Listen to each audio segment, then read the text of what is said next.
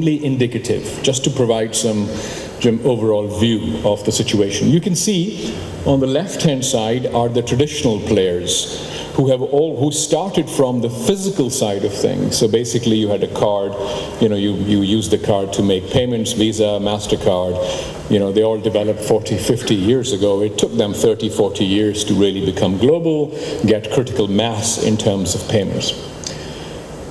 On the right-hand side, on your right-hand side, you can see is the online and mobile competitive space. And you can see it is already so congested. And we are only putting up names of some of the big players. In each market, there are multiple smaller players. So already there are just so many people chasing this. So it is very important that whatever strategy you develop for yourselves, for your institution, it must be different, it must be a unique strategy. You've got very interesting examples like Google. We'll talk about Google, what it's going to do in NFC, what's Apple perhaps going to do in NFC. And while not so relevant in non-American markets, in America, Google and iPhone can actually change the face of payments going forward. So I'll just spend quickly a couple of minutes on this chart.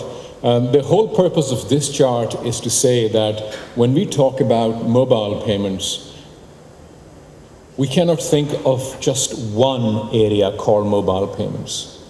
It consists of many different areas. Each area should have a different strategy.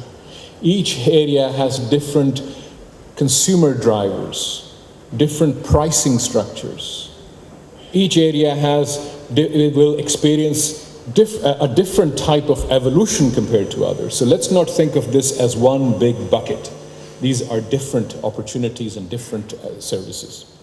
So very quickly on the left side, you will see the physical area. So then the first we have the tap and pay, that's NFC, when you actually have, you use your mobile phone to make a tap, touch and go payment. And we think that's going to be huge, but it requires a lot of infrastructure. So therefore its time it's going to take a little longer than normal. And I'll talk about that in the next slide.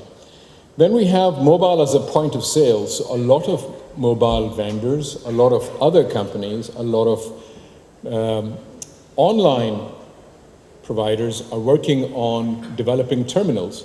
Just like you go to a shop to buy a phone, in future you'll be able, if you're a small business, you'll be able to go and buy a terminal that either connects to your phone or is a phone in itself and can accept payments. On the right-hand side, you see remote payments. Remote payments are the ones that don't need this NFC infrastructure.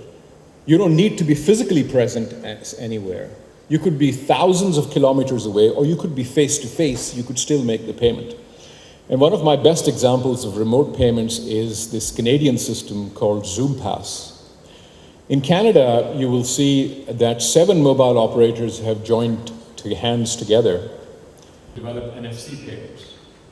That is encountering lots of difficulties because we don't have mobile phones as yet equipped with NFC, except for a couple. And we don't have terminals out there right now, significant number of terminals that take this payment. So those are the obstacles to overcome. I don't have enough time, so I'll very quickly go through the others. You've got bill payments, you're familiar with those. You've got mobile online payments, you can buy like buying a book or something. And these all have different opportunities. In our mobile model, we have looked at these separately. In NFC, we are big believers in NFC.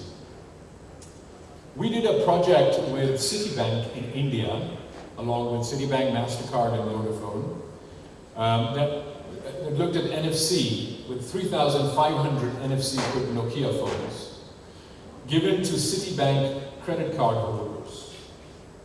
And for those of us who still don't believe in the potential of NFC, this is the only slide I want to show to them. The people who actually were self-solicited, who wanted to get this service in this pilot program, their transactions increased over 300%. Which other technology can promise you this? So I'm not giving you an advertisement of NFC. Indeed, I think there are lots and lots of obstacles and technical challenges to it. but this is what the result can be.